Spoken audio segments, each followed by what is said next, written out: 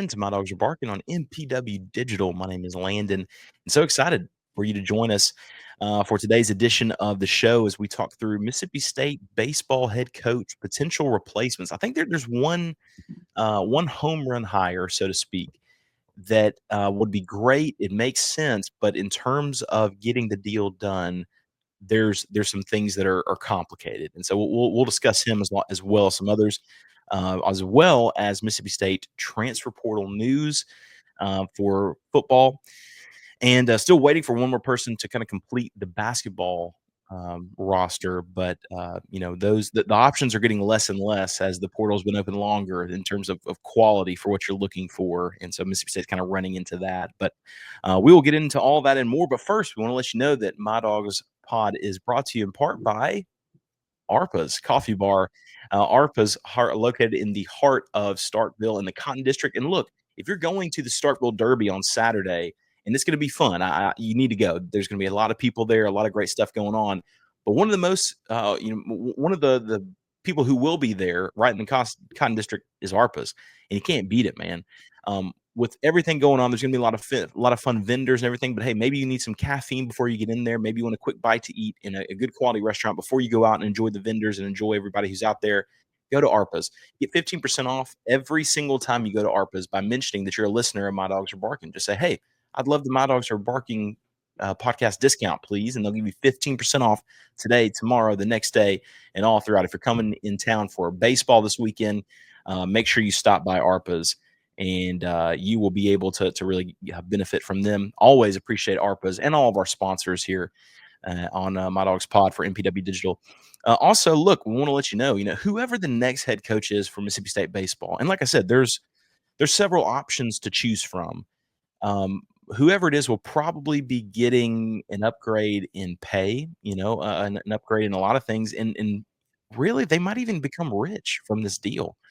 But, like we ask every week, what does it mean to be rich? Maybe it's less about reaching a magic number and more about discovering the magic in life. Skip Langley is your Batesville, Mississippi Edward Jones financial advisor, some of clients in the area and across the state. Count on him for financial strategies that can help you support a life you love, because the key to being rich is knowing what counts. So contact him today at 662-563-9843. And together you can find your rich. Edward Jones, member SIPC.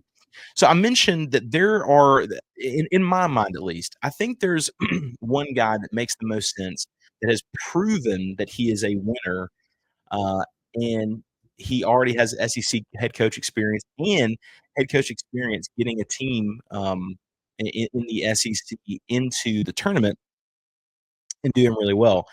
And to me, that is Nick Mangione. And look, Nick was previously at Mississippi State before. When he was with the Bulldogs for a while. So, like, he understands kind of what this program is about.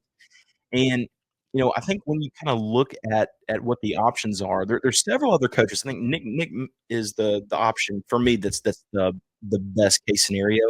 Wes Johnson at Georgia is another good option. He has been at State as well. But Nick has turned a program around. I mean, you think about it, Kentucky has never, I mean, ever been known for their baseball prowess, and then all of a sudden, they're in the tournament and playing really, really well, and even for what their stadium is, I mean, they kind of have gotten momentum in their program, and he's done a great job of turning the program around. And let's just be honest, right now for Mississippi State, um, I don't want to say this is a full on rebuild, but you have a lot of different things that you have to do in order to make this program into what it was, and honestly, not only what it could be, but what it should be. Like there's just some programs where the expectations are through the roof, and they need to stay there, and that's Mississippi State. And Zach Selman mentioned that in his kind of press release, that State has the expectation and history to do really well. And I think that's really important to kind of make a to kind of put out there. And again, he has done that at Kentucky. He's completely turned their program around into so much so that they were hosting their own regional in Lexington, and then advanced to super regional. It was the second time in history that their school had ever done that, and so he's done that. Now here and ultimately they ended up losing. It's a really, really good LSU team. But here's the deal. If you think uh, uh, about his deal at Kentucky, that is the only thing that I really think is going to get in Mississippi State's way of being able to get the deal done. The buyout is $6 million, and when you think about how much that is, well, that's one thing. But remember, State just now got finished paying off Chris Lemonis, and now all of a sudden you'd have to pay for the buyout at Kentucky. And on top of that, you're talking about his new contract that'll pay a lot, and think about the NIL. You're going to have to recommit, which I mean you'll have to do that one way or the other. So that part's not a huge deal, but you would have to recommit. I mean, you're talking upwards of $8 million or more, kind of $8 million on the conservative side of things, in order to get him away from Kentucky. And it's not that, if this is a football kind of deal, you do it. If this is basketball, you really kind of go back and forth. I think you ultimately end up doing it. Baseball is a different beast because you don't generate the same type of revenue. Not even revenue, profit for sure, um, compared to other sports like football and basketball. And so you really have to think, are they going to go out and get someone like that? Now, it's been rumored that no matter what, State is going to go for a sitting head coach and not someone that is um, not someone that's an assistant somewhere. And I don't know if that's necessarily true, but if I had any sort of pick of the litter from people who are like in terms of how's the buyout, how are those things? To me, I look up in the ACC and I go for Brian O'Connor, who's done an unbelievable job at Virginia, and State's seen him on a on a first seen him one on one up there in that regional last year, and has seen how he has done such a great job with the Cavaliers, and he's won a national championship in his tenure back in 2015. He's a 5-time ACC Coach of the Year. Like he's done a really unbelievable job. His career record is 855 and 370. He has a 70% winning head coaches, which is one of the most highest among all active NCAA coaches. And so I don't know. Then you think about it. His earlier years, he guided Virginia as 14 consecutive NCAA tournament appearances. And so he's done an amazing job. Now you look at this. I had to look back at his age because honestly, I thought that he was a lot older than he is. He's only 54, and that's really surprising. Or pardon me, yeah, 53, 54, and so really surprising that he's still so young and has a lot more to go. You would think, but honestly has just done so much at Virginia that's the one you look at, and really you think, okay, well, why would he leave Virginia? Um, and that's a good question. He got him again to the College World Series the past 2 years, got him to the College World Series back in 2021. So, I mean, he's done a lot with the team, these teams over the past few years. So he would be the guy I would look to the most. It really is just a matter of, does he want to go? After you've been in a place like that for that long, and again, the age he is, it's not like he's towards the back half of his retirement. He could coach for another 17 years if you want to go until 69 or 70. But it's just a matter of if that's something he's interested in. Um, what do you call it? Blanking at the moment. Robbie Falk. I don't know how in the world I forgot Robbie's name there for a second, but Robbie reported that there's some smoke around Kevin O'Sullivan from Florida. Again, I don't know that probability of someone who could leave from Florida, but here's kind of the main thing. If you're a Mississippi State fan, MSU on the surface, now we'll see what this looks like in the end, but on the surface, it appears as if they're shooting for the stars for a sitting head coach somewhere and not an assistant coach. Because let's just be honest for a minute. Mississippi State in football does not have the ability and the lure of attracting another SEC head coach to Starkville. An ACC head coach, maybe, but it'd have to be the right situation. Because not only, and I don't say that as poor Mississippi State, like State can pay money, has some NIL, but you're also walking into a schedule that's pretty ridiculous, and you don't have all the facilities to kind of back up how competitive. For basketball, would a Power 5 SEC basketball coach leave to go to Mississippi State from somewhere else in the SEC? I don't think so at all. From the ACC, I don't know, man. I would think that'd be a lot less likely than football because the ACC is a better basketball conference than they are football conference. But I guess it's potentially possible. Um, but in baseball, that's a different factor. And baseball is the one part, really the one sport where Mississippi State has an advantage over other schools. The facilities are there. The stadium is the best in the nation. And if you want to argue it's not, that's okay. But you would have to go ahead and concede that it's top 5, top 3 in the entire country. There's history of winning. Now, they only won one national title, but the history of winning in Mississippi State is very apparent to see. So you feel like State's going to be able to pull from a lot of different hats and a lot of different names to get who they want for this job. I'm really interested to see where Zach Selman decides to go with this hire, because at the moment, the only hire he has kind of on the books is a soccer coach and also Jeff Lebby. And, Jeff Lebby's still kind of a wait and see kind of a thing. I don't feel like anyone's disappointed in Jeff Lebby's ability so far. I feel like the deck has been so stacked against them. The talent deficiency is really, really rough. Now one could argue, didn't he have the ability to make a change at the defensive side of the ball? But I mean, he brought in 2 former Power 5 head coaches to help on the defensive staff, not even to be the defensive coordinator, to help on the defensive staff. So we'll see kind of where that goes in the coming weeks. But at this point in the season, like, it's kind of hard to say that they'll hire someone. Like, there's just so much season to go. And so I would not expect there to be, any sort of big news for a while. There's going to be rumblings for a minute, but there's not going to be any sort of big news because there's just, again, so much season to go before we get there and get to Omaha. And hopefully you hire someone who's in Omaha or close to it. So we'll see what that looks like. We're going to take a quick break. Here's some messages from MPW Digital. When we come back, we do have a little bit to talk about around the transfer portal for football. Mississippi State brought in a new young man to the defensive line. So we'll talk through that whenever we get back after these messages. All MPW digital podcasts are brought to you by our friends at Parish Brewing Company, located in the heart of Cajun country in Broussard, Louisiana. Parish Brewing Company's simple goal is to make awesome craft brewed beer, and they do it remarkably well. The doctor is introducing their new go-to IPA, Dr. Juice. It's a highly crushable juice bomb, dry hopped with a blend of their favorite hand-selected hops from the Yakima Valley in Washington. Dr. Juice's drinkability is sneaky good, considering it clocks in at 6% ABV. The pour glows a rich cantaloupe hue with a thick frosted haze, soft mouthfeel, an aroma and taste that's full of passion fruit, papaya, and blood orange, making it drink like a glass of freshly squeezed juice. They also have Ghost in the Machine.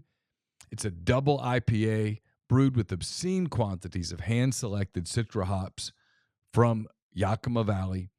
Expect pungent grapefruit flavors and aromas, tropical fruit, less harsh bitterness than most IPAs. Again, it's Parish Brewing Company. Wherever you get your beer, check out Parish. Make sure that you look for them, because any beer that you get from Parish is going to be absolutely outstanding. Thank you from MPW Digital. We're brought to you by Easy Hemp Company. Easy is a hemp-infused sparkling water. It's a guilt-free alcohol alternative, a natural way to relax and unwind. It's all natural. Made with real fruit, no added sugar, low calories, gluten-free. One 12-ounce can of Easy has 3 milligrams of THC. With Easy, it's easy to avoid the gummy scare and control your experience. So change the can, not the ritual. It's easy. Visit EasyHempCo.com to view the Easy Finder to find Easy near you. Easy is Farm Bill compliant with hemp derived from THC, CBD extracts. Easy is for people 21 and older. Enjoy responsibly. Welcome back to My Dogs Are Barking on MPW Digital. And I want to talk about through the transfer portal. Mississippi State added transfer defensive lineman Colin Coates from Charlotte this on the 1st of May. And when you're looking at Coates, he played over the past 2 seasons, has 27 tackles, 3 tackles for loss, and a fumble recovery. It was the first person that they have added on the defense during the spring portal. They added several during the December portal, but um, his other visits were Toledo and Southern Miss. So it's not like this is a guy that was like really highly recruited. Um, but this just adds even more depth to Mississippi State's defensive line. Well, I say depth, it adds potential depth. You're looking for guys. It's just like the offensive line. Mississippi State is looking for guys, and they've taken several, they've taken a lot in hopes that they can kind of choose from that. I mean, think about the offensive line. Just in the spring portal, they've added Javen James, the guy who came from Akron, transferred to Maryland. Now he's at State. Blake Steen, the offensive lineman from Virginia, who started for 2 years there. Brennan Smith, the offensive lineman, I think he's a center from UTEP. Zachariah Owens, the former 4-star from Colorado. Jaquan Bolden, offensive lineman from Purdue. All those are offensive linemen, along with who they already had. And so State really did bring in several people in hopes of just finding who's marketable on this offensive line. Who can you kind of put to be able to start some games and give yourself as many chances as you get. So that's good. I love the depth they brought in. Also, they brought in Sam West, the tight end from Indiana, and Max Reese, the tight end from Eastern Michigan. And so the tight end room has several more options. You added someone in the December signing period, and now you bring both of these guys in. You also brought in his name is escaping me at the moment, but the 6'9" tight end that State got from one of the Oklahoma Community College, I believe. And so there's like 5 different guys in the tight end room at the moment. So we'll see where it goes. But again, they're adding a lot of different depth just to kind of almost like a shotgun kind of approach, just to see what they can get kind of going forward. Just because this roster was just in a really bad spot. And I did want to go through talk through a little bit of the summer plans for the show and how it relates to football. So last summer is before we came on to MPW Digital. We had a summer series where we looked at each team Mississippi State faced, and each week we interviewed one person that was like a representative from that school, so maybe a beat writer, someone who covers that team, and just kind of get a preview of that game, almost a way too early preview. And so we're going to do that again this summer, and kind of make that another series that we do, just so we can kind of get a preview. The first one will be of Southern Miss, of course, and I'm really excited to kind of go through and look at what that will kind of see what that will look like as we again interview someone from each team to give us a scoop into what their team is going to look like. I mean, I remember last season interviewing one of the guys that hosts a podcast for Arizona State. And I remember even when we're talking to him, he did not think they were going to win. I did not think they were going to beat State. And I remember even asking like, hey, so, if Arizona State won this game, what would the reason be? And I just remember thinking like, man, I don't think this is going to happen. And boy, was I wrong. I mean, same thing with Toledo, like just shocked. So interested to see what that'll be like. So some new teams on the schedule this season, being Alcorn State and Northern Illinois. Because basically, other than that, like the schedule from last season just basically flipped. So State has Georgia this season. They're hosting Ole Miss. They're hosting Texas. They're hosting Tennessee. So that's and hosting Arizona State. So basically, the schedule just flipped going from this year to last year. So, the defensive line, even bringing in Coates, it's just hard to get excited. I mean, with a team that literally could not have been worse on the defensive side of the ball last season, in particular the defensive line. It's so far-fetched from where Mississippi State had been in the past. And now all of a sudden you're going to have to just get production on the guys that, I like Rasheem Thomas. I like him. He can do some good things. Coming out of Northern Illinois, we got Northern Illinois' two best pass rushers, and we face them this season. They'll be able to see their friends, see their buds. We'll talk through it all throughout the summer, but it's hard to get excited for this defensive line. And we'll see how it goes. It just feels like State's so far behind in that manner, especially when you think about, their rival. Ole Miss got Walter Nolan and Princely from Florida, and their defense, especially their defensive line, looked great. Look much different than what an Ole Miss defensive line typically looks like. They could rush the passer, and they could shut down the run, and State was just pitiful. So even though I think State is going to look better on the offensive side of the ball this season, it's going to be hard for them not to look better than they did, or not to look better on the defensive side of the ball than they did last season, just because defensively they were so poor. But again, it just kind of remains to be seen what that will look like. So as we get a little bit closer, we'll do more preview stuff. We'll keep up with Mississippi State baseball because look, it's not out of the woods, man. If Justin Parker turns this team around and they go and they beat Kentucky this weekend and they beat a couple more teams, and he somehow wills this team into postseason play, Zach Selman will kind of have his hands tied. And Justin Parker's a really talented guy anyway. I don't think a ton of fans would hate that pick. Well, I don't want to say a ton of. There's always people who love to complain about stuff, but we will cover all that as it is seen. As always, thank you guys so much for listening to My Dogs Are Barking on MPW Digital. If you're in Starkville this weekend, make sure you go to the Dotson Derby, the Starkville Derby there in the Cotton District. It's going to be a lot of fun. Going to be a great time. So many fun things going on in Starkville this weekend. Just make sure that you grab some ARPAs sometime while you're in town, and you will not regret it. Thanks as always for listening, guys. We'll holler at you next time. Make sure you follow us on Twitter at MyDawgsPod.